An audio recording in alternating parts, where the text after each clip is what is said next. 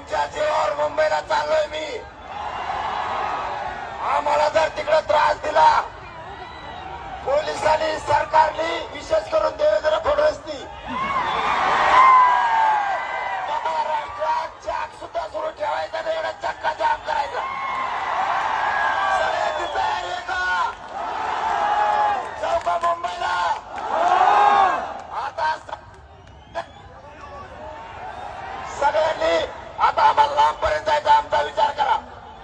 सकाळी 10 वाजता आंदोलन आहे, त्यामुळे तुमच्या मनानं तुम्ही रस्ता करून द्या.